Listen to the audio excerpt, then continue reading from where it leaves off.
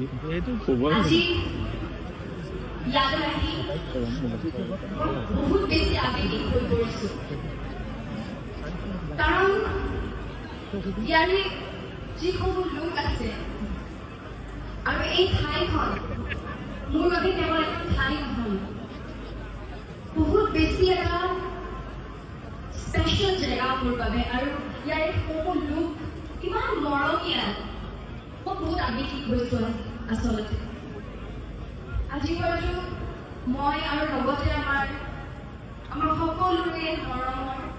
জুবিনদাৰ ৰৈ ৰৈ বিনালে পৰিয়াল একেলগে আমি ইয়াত আহিলোঁ এতিয়া দাদাৰ লগত কিন্তু খুব দুখিত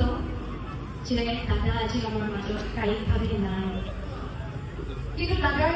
গীত দাদাৰ মাত আমাৰ লগত সদায় থাকিব আৰু মই এইখিনিতে সমূহ কমিটিৰ কৰ্মকৰ্তাক বহুত বহুত ধন্যবাদ জনাইছোঁ মোক ইয়ালৈ আমন্ত্ৰণ কৰাৰ বাবে বিশ্বনাথ চাৰিআলিত আমাৰ দাদাৰ সপোনৰ ছবি ৰৈ ৰৈ বিনালে বহুতখিনি শ্বুটিং ইয়াতে হৈছিলে আৰু সেইবোৰ আজি সেই স্মৃতিবোৰ আজি মোৰ মনলৈ বাৰ বাৰ আহিছে মনত পেলাই পেলাই হাঁহিছোঁ আকৌ আবেগিক হৈছোঁ মই একচুৱেলি বুজাবই পৰা নাই যে মোৰ কি অনুভৱ হৈছে আজি কিমান মৰম দিছে আপোনালোকে ইতিমধ্যে দাদাৰ সপোনৰ ছবি ৰৈ ৰৈ বিনালে লগতে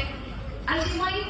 আপোনালোক সকলোৰে মাজত আপোনালোকৰ মৰমৰ মৌজনী হৈ আহিছোঁ দাদাই এইখিনি মোক চিনাকি কৰাই হৈ গ'ল আপোনালোকৰ মাজত মৌ হিচাপে দাদাই সঁচাই ভগৱান মোৰ বাবে ভগৱান দাদাক মই আমাৰ মাজত যেতিয়া দাদাই জীয়াই আছিলে মই এই কথাটো কৈছিলোঁ দাদা কাৰণ দাদাই বস্তুবোৰ এনেধৰণে বুজি পায় আমাৰ নিচিনা সাধাৰণ মানুহৰ নিচিনা সেই বস্তুটো বুজি পাবলৈ বিৰাট টান কিন্তু দাদাই এই বস্তুবোৰ বুজি পায় মই দাদাক কৈছিলোঁ যে দাদা আপুনি মানুহৰূপী এজন ঈশ্বৰ আৰু মই সঁচাই বহুত লাকি যে দাদাৰ সপোনৰ ছবিত মই দাদাৰ লগত একেলগে অভিনয় কৰিব পাৰিছোঁ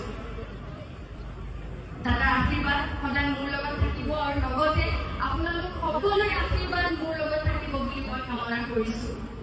সকলোৱে যেন মৰম দিয়ে আহিবলগীয়া দিনবোৰত এইখিনি কৰি মই সামৰিছোঁ কিন্তু মই দাদাক শ্ৰদ্ধা জনাই দাদাক সপোনৰ ছবি ৰৈ ৰৈ বিনালে এটি গীত